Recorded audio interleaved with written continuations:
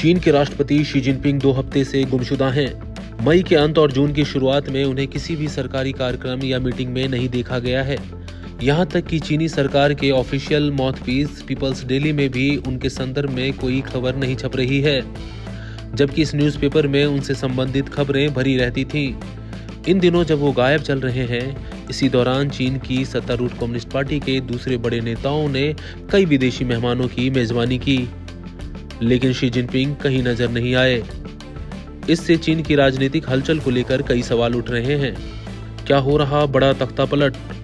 सूत्रों की माने तो हाल ही में बेलारूस के राष्ट्रपति लुकाशेंको के साथ शी जिनपिंग की मुलाकात सामान्य नहीं थी। न तो वहां वैसी भव्यता थी जैसी चीनी राष्ट्रपति के आयोजनों में होती है, न ही कोई रेड कारपेट स्वागत। सबसे हैरान करने वाली बात यह रही कि उनकी निजी सुरक्षा व्यवस्था भी पहले के मुकाबले आधी कर दी गई है।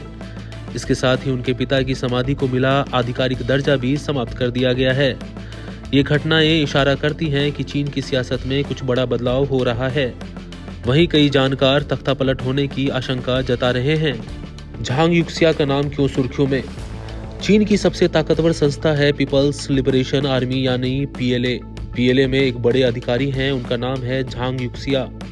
झांग के साथ शी जिनपिंग के संबंध पिछले कुछ दिनों से टेंस रहे हैं। झांग का नाम उन जनरलों में शुमार है जिनकी वजह से शी जिनपिंग को तीसरा टर्म हासिल हुआ था, लेकिन फिलहाल दोनों के दरमियान कुछ भी ठीक नहीं चल रहा है। जानकारों के मुताबिक झांग इस समय शी को सत्ता से बाहर करने की कवायद चला रहे हैं। वहीं उनकी पूरी कोशिश चीन के राष्ट्रपति की कुर्सी पर बैठने की है। उन्हें पूर्व राष्ट्रपति हू जिनताओ के गुट का भी भरपूर समर्थन हासिल है। अब देखने वाली बात यह है कि शी जिनपिंग सत्ता में बने रहते हैं या वो सत्ता से बेदखल हो जाएंगे। फिलहाल उनकी गुमशुदगी की खबरें सुर्खियों में बनी हुई है।